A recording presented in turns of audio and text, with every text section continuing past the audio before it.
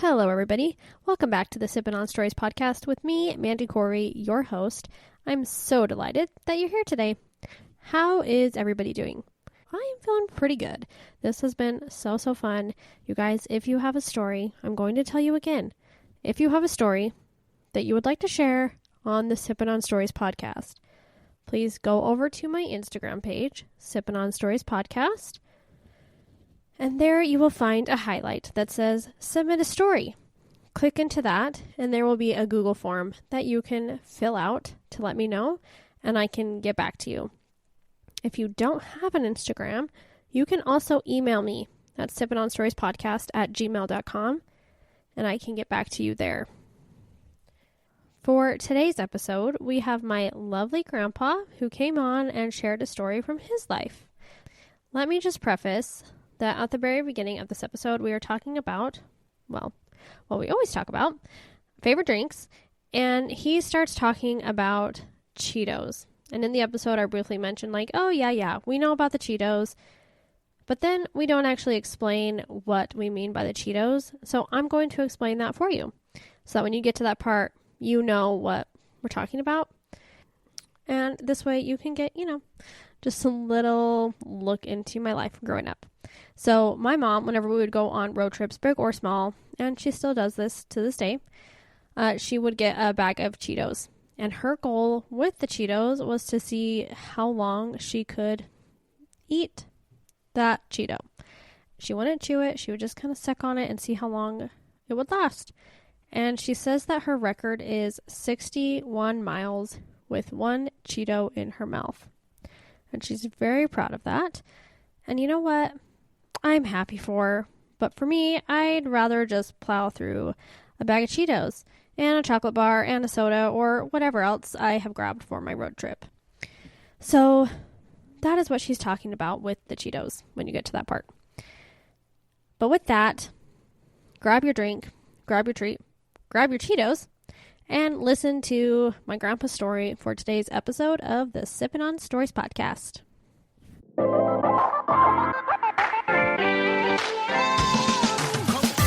It's a fun question, no matter who I'm interviewing or whatever. Okay. So, Grandpa, what would you say your favorite drink is? I would have to admit to Mountain Dew. And even more precise, zero Mountain Dew. That's Britt's favorite drink, too. He doesn't like the zero. Now I can drink as much of it as I want to and don't have to worry about getting fat. Oh. And there's a secret to that. Because you put I learned this when it was diet and not zero, but a long time ago when I had to make my trips to Nevada to inspect my projects, the reason I'm still alive is Mountain Dew and Cheetos. Oh, yeah. We know the Cheetos because Mom has inherited the Cheeto. Anything to keep you alive and alert. Mm-hmm.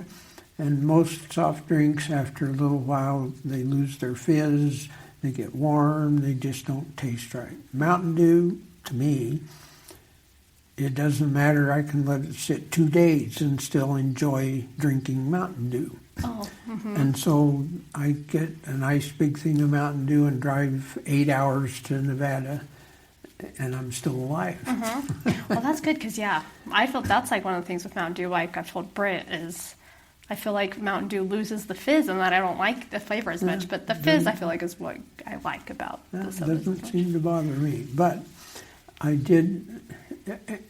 started out liking Mountain Dew. Mm-hmm. It did a good job of keeping me alert, but I started gaining weight, and I thought that maybe because I'm drinking all this Mountain Dew for 8 hours, and so I gritted my teeth and went to Diet Mountain Dew, and it just didn't taste right. So I learned that if I take the top inch of my cup and put real Mountain Dew in it, that's all it took. Yep, tricks it a little bit. And so I still do that. With my zero, I fill it up to an inch from the top and then put real Mountain Dew in, and I'm happy. Mm-hmm. Anyway. Good trick. Okay, Grandpa. Well, for all the Disney lovers out there, I asked my grandpa to come on this podcast because he has had an interesting experience in his life getting to work with Disney. And so I asked him to come and tell me what that experience was. So, Grandpa, how did you come to get the job? Who hired you? Kind of just walk me through what the whole process was like. Okay. After graduating from BYU, got a job in California, in Los Angeles, working for an architect. And after I had worked for him for about a year, he had a heart attack, and his doctor said he had to close his business if he wanted to stay alive. And all of a sudden, I was out of a job. But when he had come to California to get a job from back east somewhere, sitting on the bus, he made friends with another guy who was also looking to be in the architectural business. And it turns out that he ended up opening his own office. This other guy who he had stayed in touch with got a job with Walt Disney doing architectural designs for different things.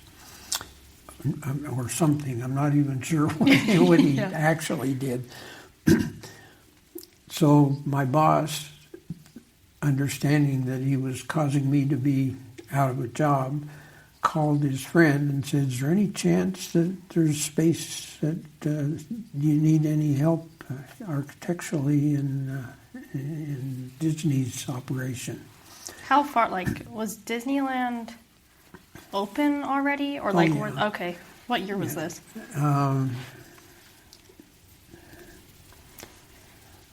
63, I guess, or okay. Something, 4, 63, I don't know. Somewhere around there. Yeah, I ought to, Long time be ago. able to remember that, but anyway.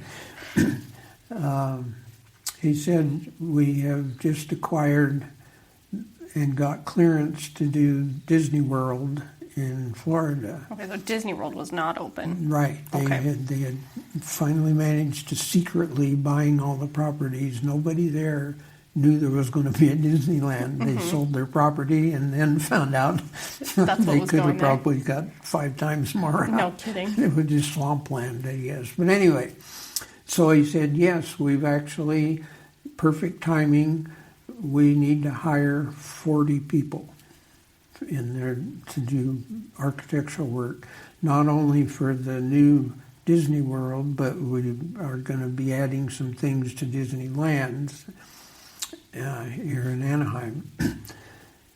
And so he arranged for me to come and have an interview with the head architect. So I didn't get interviewed by Disney. Mm-hmm. I was being interviewed by his official architect. Mm-hmm. And they said, "Fine, come to work." Oh, great. I get there and find out that rather than trying to decide who was good and who wasn't going to fit, they just told everybody to come to work. Oh, yeah. And so they all just of a needed sudden, all of you. There's 5 times as many people as they really need and want.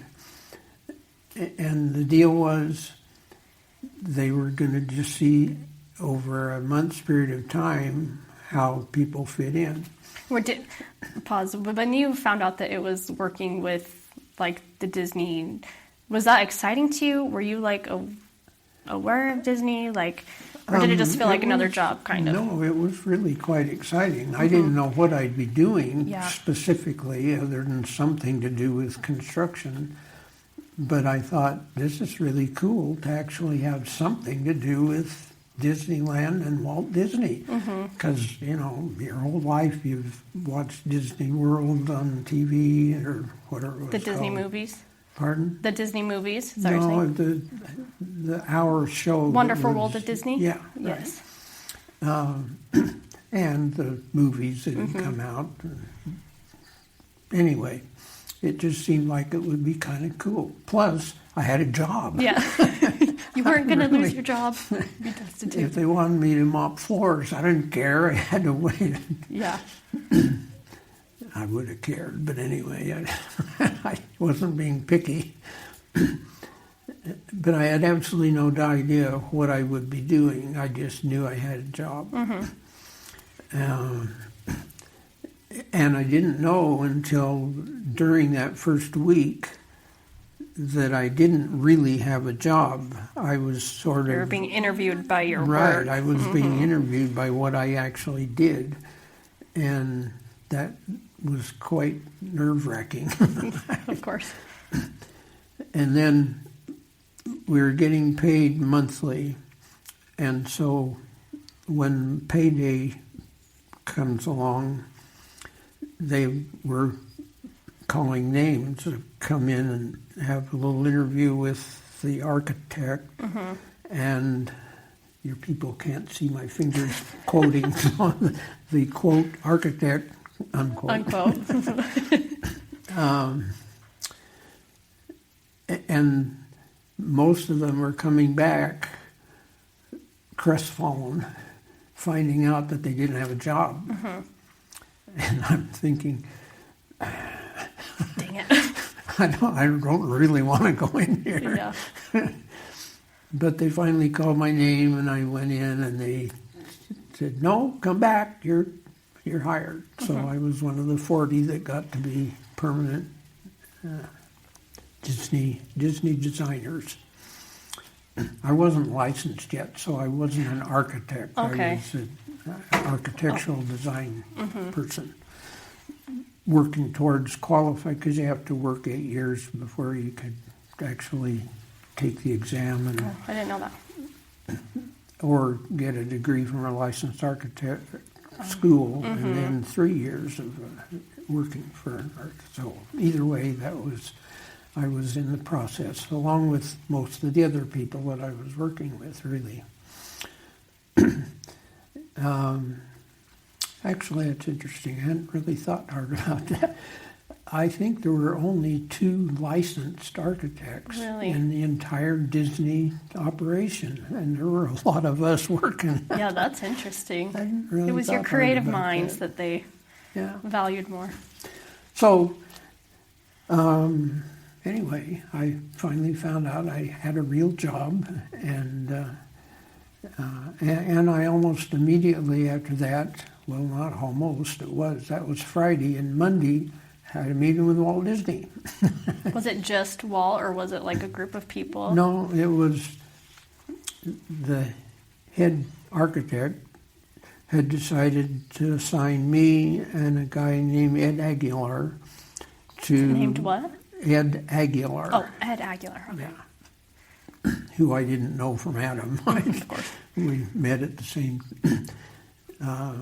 but they had me and him go into a room where Walt, and it wasn't the head architect. I don't actually think I had more than to say hi to him the rest of the time. But whoever was going to be the guy above me, and there was... I guess it was someone who had, because, well, and I found out that they had decided that Ed and I were going to design Small World, right?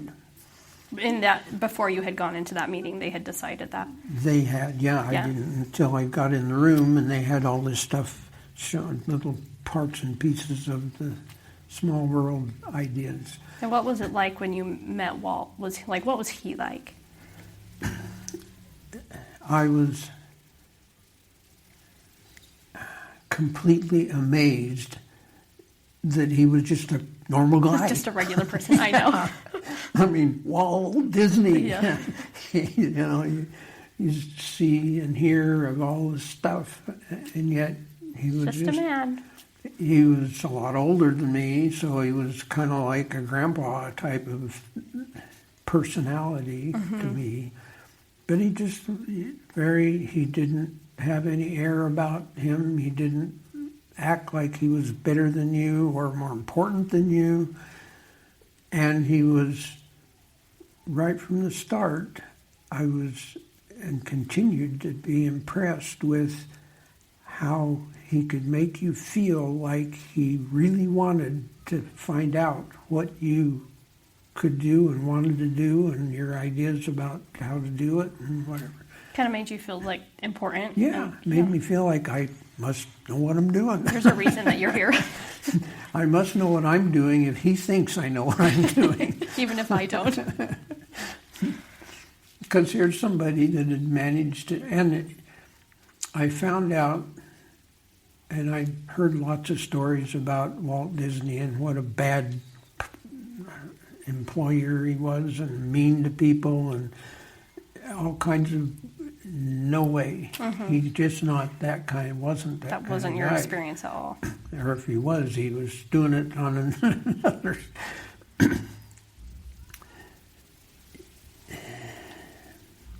He wanted, well, Small World was a ride that they developed for the World's Fair in New York. And when the fair closed, they decided it was pretty popular, and so that's why they wanted to add it to Disneyland. And so the ride itself was already conceived. Like the inside portion. Yeah, how it wanted to progress and, the way that it was put together. But how to fit it into a building and make you feel like you're part of the ride, not part of the big warehouse. Mm-hmm. That was our job, how to make a building that you can actually build to meet codes and withstand weather and all that sort of thing. And at the same time, not be interfering with the effect that they wanted people to have riding through the Small World ride. And so that was an interesting challenge. But he never made you feel like you didn't know what you were doing, even if you didn't know because he would say, and he was, I thought, really good at explaining, at verbalizing what was in his head. He knew what he wanted, and he knew how to say that in a way that I understood, or most of the time. But the neat thing was, even when I totally screwed up, if I had thought he wanted this and instead he didn't, he never made you feel like an idiot. It was always done in a positive way and made you feel like you're still doing a good job, and he's not unhappy with you. Yeah. Anyway, and then something that hadn't been part of the ride was the clock tower that was outside the big building that people walked around and watched things happening on the big clock tower. And so that really, the Small World ride was just a big architectural building, and it had to function right, but still it was just a building. Mm-hmm. The clock tower was anything we wanted to make it be. Uh-huh. And he had lots of ideas about things, but he also extracted from us. And me and Ed, we'd kind of talk independently, and then about ideas we had of things that might be fun to put in there. And he would let us run with it. We would explain what we kind of thought, and he'd say, well, let's see how that works. So I would do the drawings to make it so that it was clear what we wanted to do.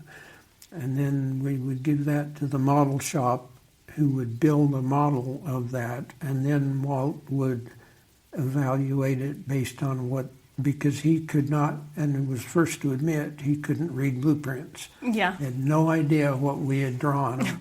Like, what is this? And so in order to find out whether what I had designed was what he wanted to see, he had to model, sometimes not a total model, but just at least a an little idea. part, so he could get the idea of what we were after. So that was the process. He would say what he wanted, I would try hard to come up with, answer those ideas, put them into some real context, and then let the model shop show enough of that to hopefully get the idea across to Walt, and Walt would look at that and say yes or no. If he said yes, wonderful. If he said no, he said it in a way that didn't destroy it. It wasn't discouraging. Even though we had put serious creativity, we thought, and if he didn't think that was quite what he wanted, he would explain what was bothering with it, but it wasn't negative. It was, anyway. And he would stop by my drafting table, I won't say every day, but every day or two, just kind of to chat and to see, even though he couldn't tell what it was, he would look to see that I had done work, I guess. Probably, is this guy really working or not? He'd stop and chat and then go on to somebody else. But that was a regular occurrence. It was not some special deal. It just was part of the process. So let's say he stopped by on Monday and said, it might be kind of interesting if you could add this feature. Okay, so put together something that I could show the model shop that they could actually build it. Mm-hmm. And the model shop was pretty speedy. They had a huge model shop. Oh, no, I didn't believe that. I thought if I wasn't trying to be an architect, I would be very happy working in their model shop. So then he would look at it, and if we'd know that this either was or wasn't going to work, and if not, maybe another day or two of fooling around. So it was just a pretty steady, regular process of development. One of my favorite parts of when you tell the story is what you said he made you listen to while you were creating it, what he made you listen to. Well, he thought that it would improve or help me keep focused on the Small World, what the idea behind the Small World ride was, that he insisted that they put the Small World ride song music on, and all day long a stupid song would play. I didn't ever have the nerve to tell him I wish you'd shut that off, because I knew that's what he thought I ought to be having. Come set your phone? Can we wait just a minute? Yeah, for sure. Okay. Hi. I'm being interviewed by Mandy for her podcast.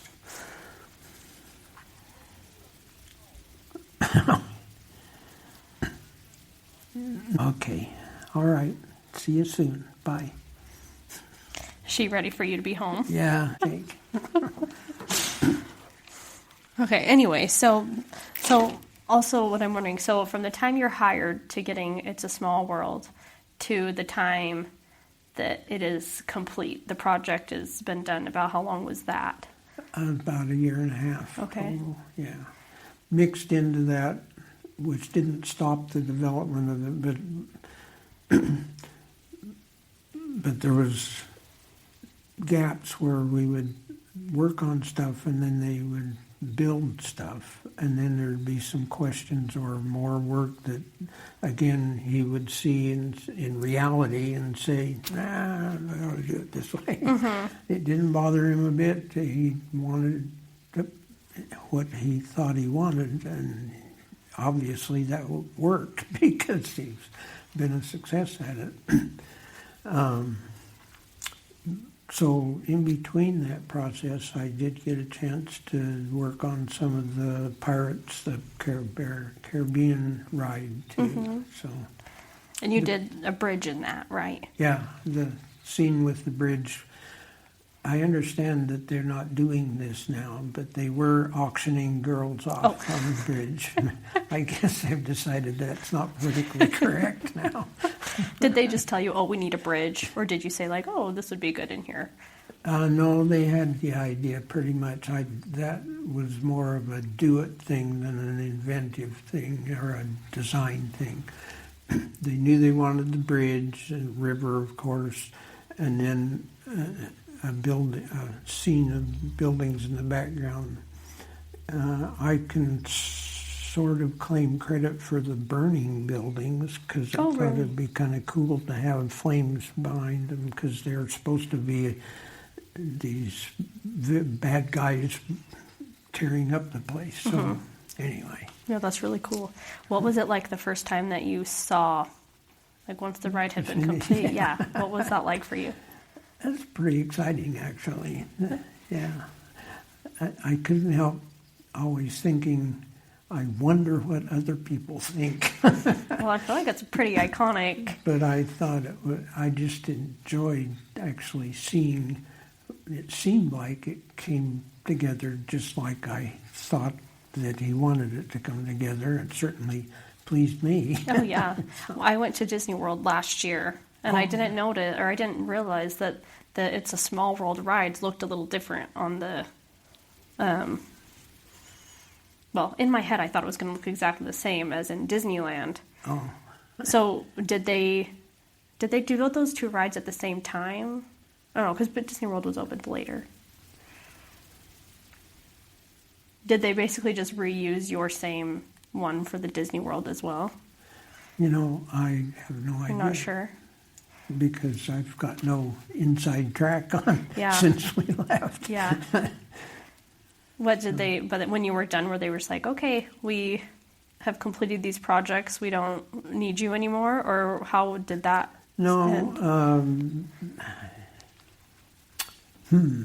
What was it that we were just getting started on? Oh, they had signed both of me and Ed to start doing some things with Disney World. I think it was more of the utility kind of stuff, like administration buildings and that kind of thing, rather than actual entertainment. That's a long time ago. I can't remember. But we had the Small World ride and what I had done on the Pirates. My part was finished, and we switched us out of. We had our own little cubicle area that we were working in. It wasn't but a corner. And they had us move to another area to work with other people to start putting. And then Grandma's mom and dad convinced us to come up and go to work in Idaho. So my work, I could have just stayed working for Disney, I guess. I was a permanent employee. And there was plenty still to be done with the Disney realm. So it was me telling them thanks but goodbye. Yeah. Not them telling me no thanks, see ya. You can still tell yourself they would have valued you and your work for the rest of time. You're my claim to fame, Grandpa. Saying, this is what my grandpa did, everybody. So that's very fun for me. Thank you for coming on my podcast and being one of my thank you for asking me. Oh, of course. Fun to talk. Yeah. Okay, love you, Grandpa. Well, you too. Bye. Bye.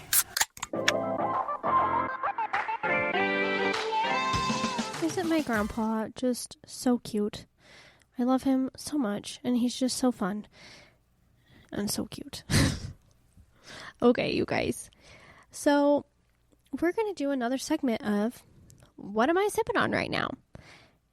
And if you don't know what I mean by that, I mean what other things am I enjoying in life lately? And I felt like it actually goes along with this episode really well, because that would be vacation planning. If you know me, you know that I love to plan a vacation. It is, I would consider, one of my hobbies. And when I say plan a vacation, I don't actually mean like plan it and go along with it or go through with it. I just mean hypothetically plan vacations. And do you know what kind of vacations I plan all the time? Disney vacations. I have hypothetically planned so many for me, for my family, for my friends. I love to look at flights. I love to look at tickets. I go through the whole process and then I don't book it and I do it again next time. And it's so fun. But I also love to look at cruises. I love to look at really anything. I love to plan trips. And you know what? I actually am planning a trip right now. And I am looking forward to it so much. So it doesn't have to be hypothetical this time, which is really fun. I also have been able to plan a couple other little trips for myself, my family, my friends lately. And that has been really fun. So I would say that that is something that I have been sipping on lately. And I'm wondering if anybody else likes to do that or if that's just like a weird thing that I do. So go over to the Instagram, DM me, or comment on this episode and let me know there if I am alone in this hobby or not. Also, if you are a Disney lover, I am calling on you this week. Share this episode with your friends. Share it on your social media. Send a text. Something. Share it with somebody that you think would enjoy it. Thank you again, you guys, for being here with me through the Sippin' on Stories podcast. I'll see you here again next week. Bye!